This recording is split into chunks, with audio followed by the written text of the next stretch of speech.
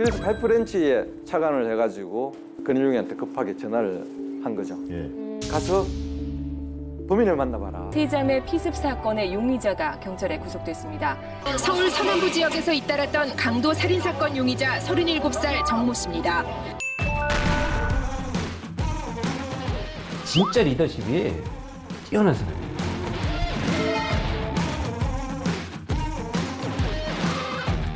시대를 앞서간 사람? 신년 앞을 내다보는 그런 해안이 있지 않을까.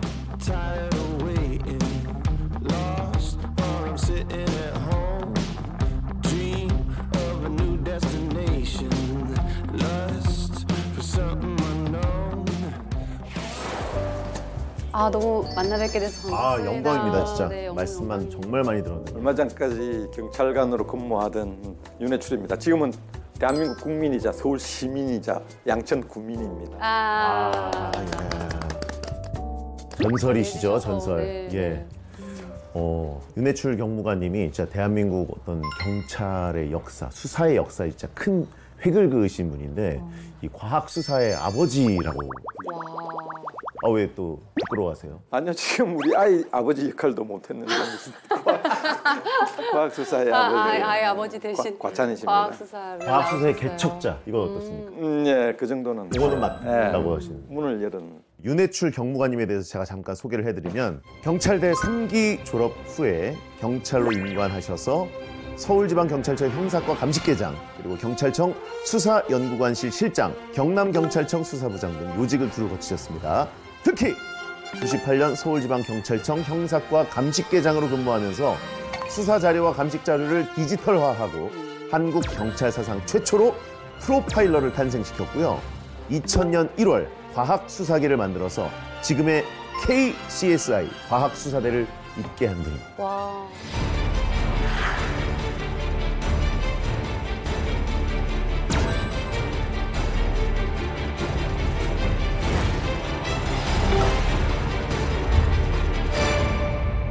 그러면 처음부터 이제 약간 과학 수사를 하려고 경찰이 되신 건가요? 아니면 정말 부끄러운 얘기인데요. 예. 경찰하고는 전혀 관련 없는 곳에 꿈이 있었어요. 어떤 꿈이 있어요? 제 꿈은 원래 문학소년이었어요. 감성소년이셨네요. 감성이 충분한. 그렇죠. 예. 문학을 좋아하던 감성소년이 경찰이 된다는 게 상상이 안 되죠. 그 스토리가 너무 궁금한 게 예. 그렇게 문학을 사랑하던 감성 소년이 어떻게 부친께서 택시 드라이버셨어요. 사남매고 도시 빈민이었죠. 네. 찢어지게 가난해서 먹고 사는 문제가 큰 문제인데 제가 공부를 좀 잘한 모양이에요. 공짜로 보낼 수 있는 대학을 보내고 밑에 나머지 저를 보내기 위해서 준비했던 자금을 가지고 밑에 동생, 여동생이라도 한 명 더 대학을 보낼 수 있지 않나 해서 강제 입학을 한 거죠, 경찰대학을. 장학금으로 갈 수 있는 곳이니까. 4년 동안 학비가 안 되니까. 그쵸.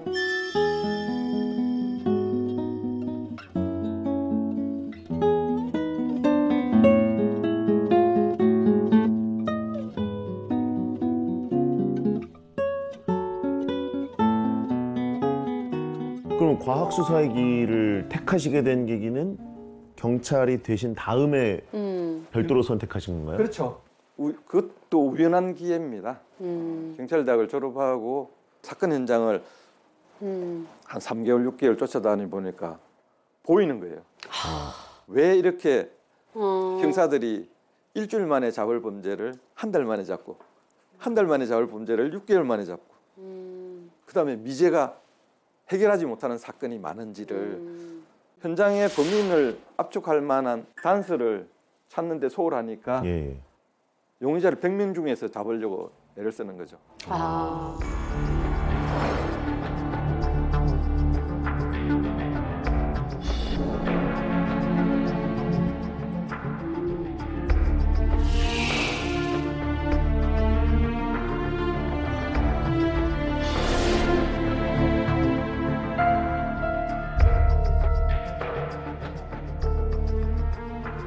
제일 좀 대표적인 뭐 미제 사건이라고 하면 90년대 후반이면 뭐 화성 연쇄. 그렇죠.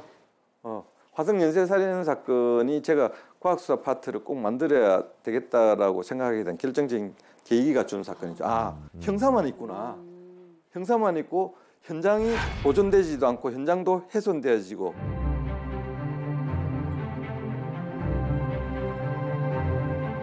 1986년 9월 15일 딸의 집에 다녀오던 71살 이모 씨가 살해됐습니다. 1986년 한 해에만 4명이 성폭행당한 뒤 참혹한 모습으로 발견됐습니다.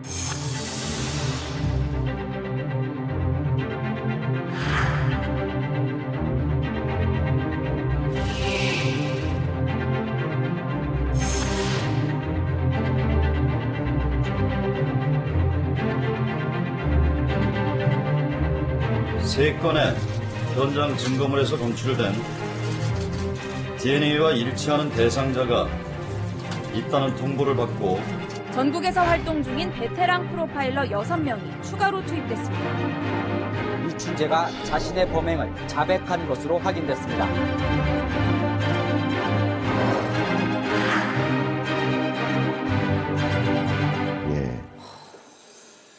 저 사실 영화를 통해서도 되게 많은 분들이 기억하고 계실 것 같고 저는 영화를 통해서 봤었던 아주 기억 남는 미제 사건이었었는데 그때 그러면은 저 사건을 보시면서 아, 과학수사 기법을 좀 도입해서 미제 사건 좀 해결해야겠다는 생각을 하셨던 건가요? 영화 살인의 추억에는 과학수사 예언이 나오죠. 네.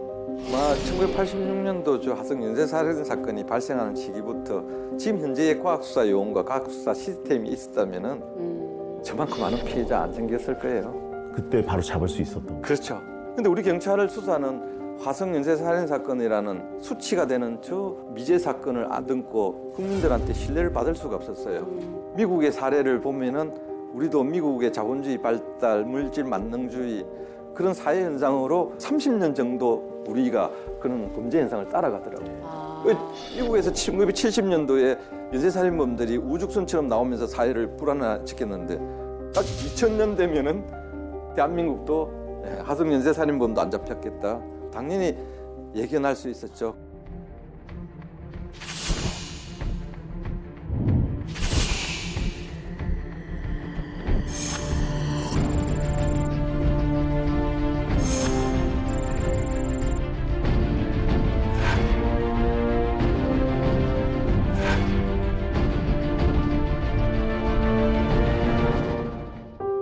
우리도 새로운 천년을 준비한 데뷔를 해보자 해서 미국 FBI 시스템에 있는 과학수사 파트를 한번 만들어서 강력 형사들을 어떻게 하면 범인을 빨리 잡게 효율적으로 잡게 할 수 없을까라는 고민으로 시작하게 된 거죠. 과학수사 기법이 도입돼야 된다는 거는 공감을 하실 수도 있지만 이게 혼자서 하실 수 있는 일이 아니잖아요. 팀을 이렇게 꾸려야 되지 않습니까? 그래서 이제 팀장이 중요할 것 같더라고요.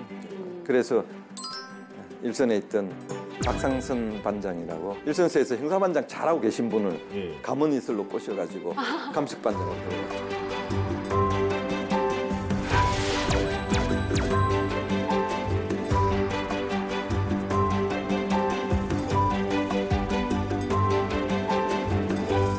윤해출 계장이 그 나름대로 기준을 설정을 해서 이 후보군을 뽑을 때 일단 나이가 젊은 것, 30대, 그다음에 공대 출신의 또 어떤 이런 전문성을 갖고 있을 것, 먼저 이렇게 아마 정했던 것 같아요. 그래서 쭉 찾다 보니까 저한테 이제 그래서 전화가 왔던 거고 했는데 제가 또 안 하겠다고 하니까 또 그렇게 또 시경 강력반장으로서의 또 그런 또 낚싯밥을 던져서 덥석 제가 물었는데 잘 물었던 것 같아요, 지금 생각해도. 범죄자의 행동을 분석하는 프로파일링이라는 게 있는데 한번 해보겠느냐. 그래서 저는 뭐 싫다 그랬죠. 당연히 싫다 그랬는데 그게 뭡니까 그랬더니 자기도 모른대요. 그래서 자기도 모르는 일을 나한테 시킨다고? 라고 생각을 해서 저보고 먼저 승진은 못 시켜주겠지만 네 인생을 책임지겠다 그래서 사기는 원래 저렇게 치는 거구나. 어? 진짜로 그런 생각을 했어요. 무슨 내 인생을 책임지나 저 인간이. 근데 지금에 돌아보면 해안이 있었던 것 같아요. 근데 권일용 프로파일러님께서는 이건 사기인 것 같다고까지 얘기하셨는데. 사기라는 것은 자기를 듣도 보도 못한 한직에 또 듣도 보도 누가 가르쳐주는 사람도 없는 파트에 항무지 같은 개척지에 그런 업무를 하라는 게 자기는 조금 있으면은 이제 감식을 열심히 해가지고 승진해서 이제 외근 형사 그리고 형사반장이 꿈이라는 거예요. 그래서 내가 너 경찰 계급 승진은 못 시켜주는데 너 이 일을 하게 되면은 20년 후에는 대한민국의 독보적인 경찰이 될 것이다. 거의 노스트라다무스급의 예언. 그러니까요. 운이 좋은 거죠. 네, 미래를 맞은 딱 거죠. 너무 정확하게. 예. 실제로 윤해출 경무관님이 서울경찰청에서 이제 감식계장으로 가셔서 과학수사계로 이제 직제가 바뀌고 20여 년이 지난 지금 과학수사대는 전국 101개 팀으로 확대될 정도로 발전을 했습니다. 현재 경찰청 소속 프로파일러는 40여 명에 이릅니다. 살인사건 현장에 출동하는 과학수사요원이 평균 20명 정도고요. 지금은 뉴질랜드, 인도네시아, 말레이시아 등에서 한국 경찰의 과학수사를 자문받을 정도로 수준이 굉장히 높아졌습니다. 예. 한국의 과학수사와 사이버 수사를 배우고 싶어 해서 신청하는 국가가 지금은 거의 세계 70개국 정도에서 70개국. 대한민국의 과학수사와 사이버 수사는 세계 탑 수준입니다. 와. 손흥민 수준이에요. 월드 클래스. 월드 클래스입니다. 왜냐하면은 동남아시아, 중남미 모든 국가들이 한국의 과학수사와 사이버 수사 기법을 배우러 오고 우리의 전문 인력을 파견해서 걔네들에게 그 기법을 전수하고 교육하는 치안 한류 사업을 지금 하고 있는 거죠. 짧은 시간 안에 그렇죠. 엄청나게 10년 만에. 비약적인 발전을 이루신 건데 정말 뿌듯하실 것 같아요. 근데 이렇게 큰 발전을 이룬 거 보시면. 네. 경찰 36년 근무하고 퇴직할 때 한 번도 아쉽거나 서운하지 않았던 게 아마 그 때문에 그런 것 같아요. 또 하나는 잘못하면 인생을 망칠 뻔한 근일령이가 지금 핫 방송인이 돼서 저렇게 잘 사는 걸 제일 보면은 핫하시죠, 정말. 유튜버가 되셨어요. 네. 안도감도 느껴요. 지금 소속사도 있으실걸요? 맞아요, 예. 맞아요.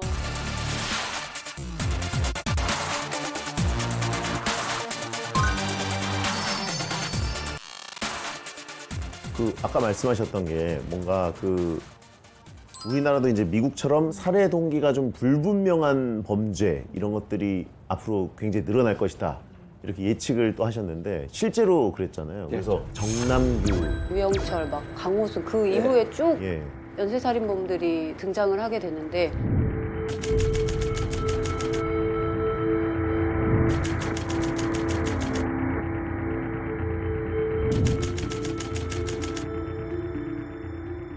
특별히 기억에 남는 살인범이 아무래도 있다면 근일령 교수도 그렇고 저도 그렇고 발생할 걸 예측하고 대비했던 전형적인 대상 인물은 정남규입니다. 지난달 서울 봉천동에서 일어난 세 자매 피습 사건의 용의자가 경찰에 구속됐습니다. 서울 서남부 지역에서 잇따랐던 강도 살인사건 용의자 37살 정모 씨입니다. 특히 새벽 시간대에 문이 열린 집에 들어갔다가 금품이 없거나 사람이 깨면 마구 둔기를 휘둘렀다고 말했습니다.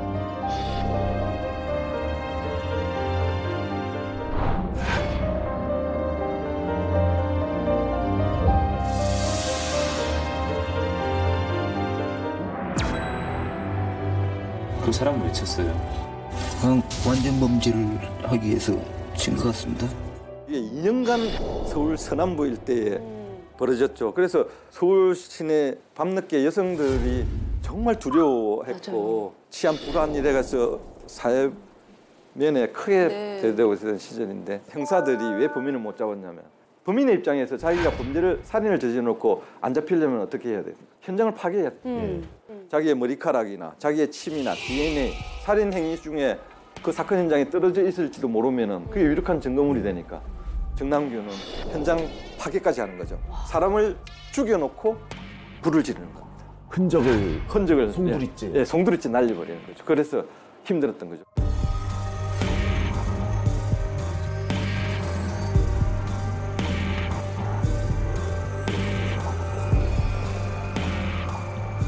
그럼 굉장히 지능범인데 그리고 범죄를 준비를 하기 위해서 하루에도 10km 이상 달리기를 한다든지 금고나 서적에 가서 법의학 관련 서적, 어떤 증거물이나 유류물을 남기면 내가 잡히게 될지 그런 것들을 서점에서 끊임없이 책을 보고 공부를 하고 연구를 하고 언론 보도 스크랩을 다 해가지고 지금 현재 진행되고 있는 경찰의 수사 방향 그런 것들 다 공부하고 우리가 예견했던 전형적인 사이코패스의 진화되어 있는 범죄. 그 본인 스스로를 정말 최악의 살인범이 되기 위해서 계속 트레이닝을 시키고 공부를 하고 잡기가 진짜 쉽지 않으셨을 것 같은데 어떻게 잡게 됐나요? 영등포서에서 서울청으로 근거보고가 하나 올라옵니다. 제목은 강도상해범 근거보고. 그 보고서에 나와 있는 딱 한 줄이었어요. 범행 도구가 파이프렌치였어요. 파이프렌치 되게 크고 이렇게 생긴 그렇죠. 그런데 정남규가 세 자매들 머리를 둔기로 내리쳤거든요. 칼로 찌르는 게 아니라. 그래서 파이프렌치에 착안을 해가지고 근일용이한테 급하게 전화를 한 거죠. 가서 범인을 만나봐라. 영등포소 가가지고. 혹시 그때가 이제 그 유영철이 체포되고 나서 계속 다른 패턴의 범죄자가 있다라고 그러니까 살인범을 사실 2명을 쫓고 있던 시절입니다. 그래서 저로서는 굉장히 곤혹스러웠는데 현장에 계속 투입되고 그 범행이 일어났던 지역에 계속 가도 모르겠어요. 정말 모르겠고 정남규의 사건이 일어난 지역들을 제가 수십 번을 걸어 다니면서 손으로 약도를 다 그렸었어요. 이렇게 이제 수집된 정보들이 굉장히 다양하게 많았는데 딱 전화가 온 거예요. 야 이거 진짜 너 빨리 와야 돼. 그래서 제가 한두 번 속은 게 아니잖아요. 곧 갈게요. 아니야 이거 파이프렌치야. 이 말을 듣는 순간 제가 정말 뛰어내려와가지고 차를 몰고 미친 듯이 갔어요. 영등포 경찰서로. 가서 딱 보자마자 진짜 온몸에 소름 끼치는 거예요. 야, 2년간 쫓았던 놈이 여기 서 있구나.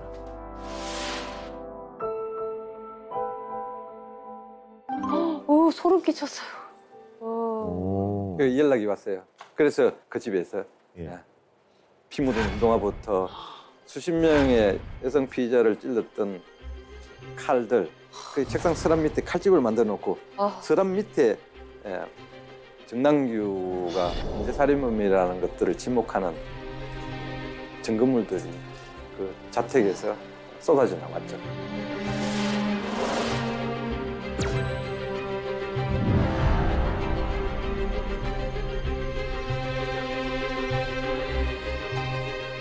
결국은 교도소에 수감돼 있을 때 전형적인 사이코패스라는 게 자기를 상대로 살인을 하는 거죠. 그래서 자살했어요. 이게 살인의 욕구를 계속 이게 어떻게 버텨내지를 못하는 거죠. 그런 분노, 갈등 조절이 안 되기 때문에.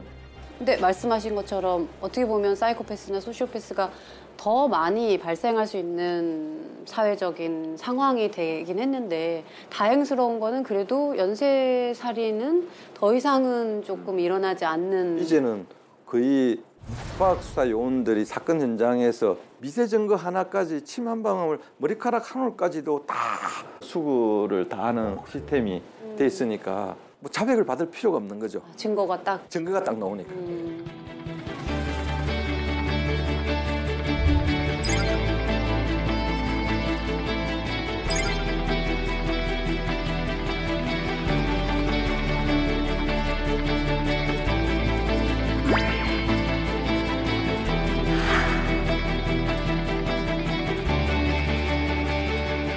두 분이 뿌려놓은 씨앗이 있으셨기 때문에 좋은 결과물이 있었을 거라고 생각하는데 뭐 과학수사계 아버지라고 주로 불리시는데 댁에서는 어떤 아버지실까도 또 좀 궁금해요. 가출한 아버지, 외출한 아버지. 외출한 아버지? 윤가출이신가요? 외출 윤가출 경무관님이세요? 우리 딸이 중학교, 고등학교 다닐 때 우리 아빠는 가출했어. 우리 아빠는 늘 외출 중이야. 아이들이 아빠를 필요로 하던 그 시기가 90년대, 2000년대가 살인, 강도, 유괴, 납치, 강간, 성폭력 사범 제일 심할 때 가장 정점에 올라와 있던 시기예요. 잠깐 들어왔더라도 그런 사건들이 정해져 가지고 발생하는 거 아니죠. 새벽 1시, 2시, 아침 6시 저녁 먹다가도 그러니까 늘 사무실을 이탈할 수가 없었어요.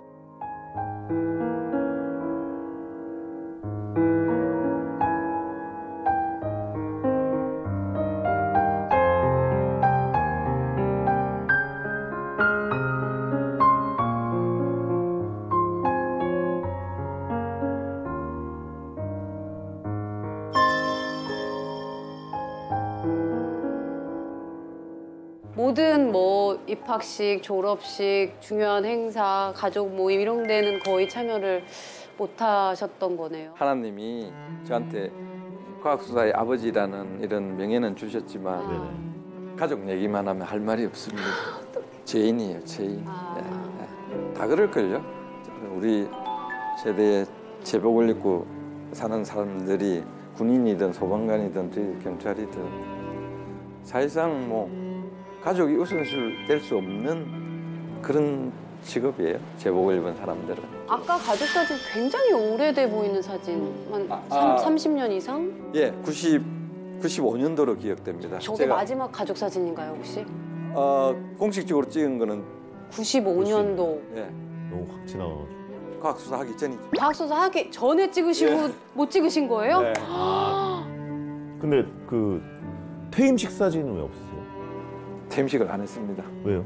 퇴임식 할 시기에 제 동료나 조직이 너무나 아팠거든요. 퇴임식을 할 분위기가 아니라서 조용히 짐 싸서 서울로 조용히 올라왔습니다. 퇴임식 사진도 없으시다고 하는데 제복을 또 오늘 가지고 오셨기 때문에 저희가 약간 퇴임식 사진 대신해서 제복 입으신 사진을 좀 찍어드렸으면 좋겠어요. 네. 퇴임식 때 정복 입고 사진 못 찍었어요. 너무 아쉬우셨을 것 같아서.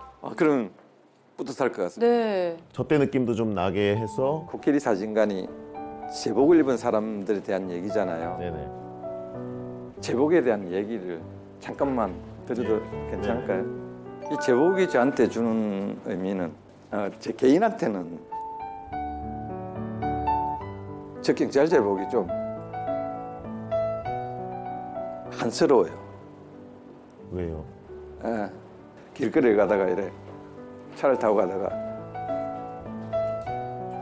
교통 경찰을 보든지 지나가는 112 순찰차 순찰도 오는 우리 제복 입은 동료들을 보면은 정말 미안해요. 왜? 제가 경찰대학을 졸업하고 36년 청춘을 다 바치고 제 온 시절을 다 바쳐서 진짜 열심히 제복 입고 일을 했는데 경찰대학을 갓 졸업하던 80년대 말 90년대 초와 30년, 40년의 세월이 지난 지금이 나아진 게 없대요.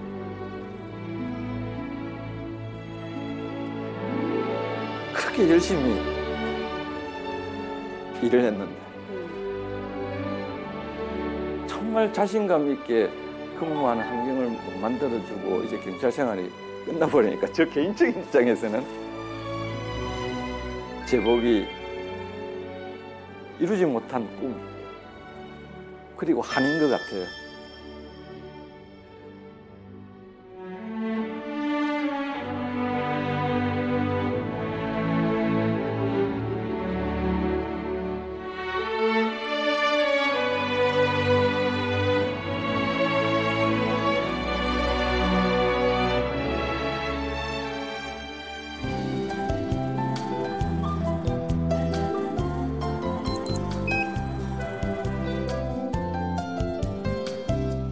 위치로 들어가셔서 정복을 차려입으시니까 엄청 멋있으신데요? 그냥 정복 진짜 퇴임식 가지고 처음 입으시는 거니까 좀 다양하게 저희가 못 해봤던 거 잘 찍어주세요. 한번 다양하게 한번 해볼게요 저희가. 자, 한번 테스트 한번 해볼게요. 정말 턱 살짝만 내려볼까요? 그렇죠? 좋아요. 자, 턱 살짝 더 내리신 다음에 그렇죠? 지금 미소 되게 좋아요. 꽃 한번 들고 네, 좋은 것 같아요. 파란색 장미로. 네.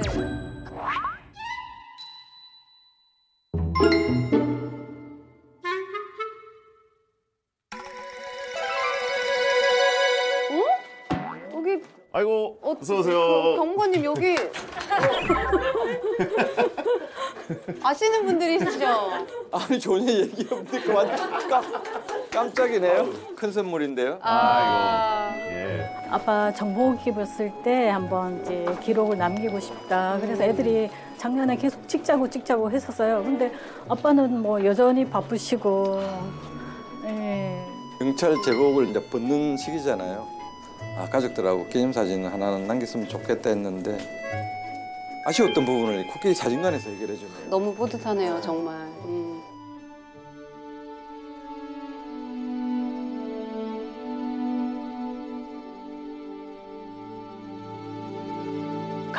강력회장이랑 과수회장 할 때 사건 현장을 다녀와서 그 벗어낸 옷을 빨고 다려보면 냄새가 그래도 배어 있을 때가 많았어요. 그럴 때는 조금 무섭기도 하고 너무 안쓰럽기도 하더라고요. 이런 일을 꼭 이렇게 이 사람이 해야 되나?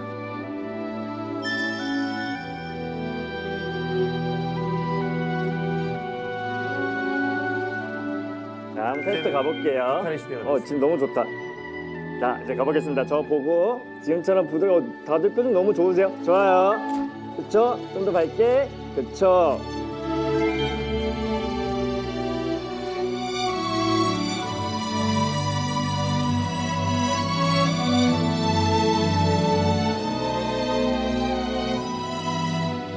고생하셨습니다.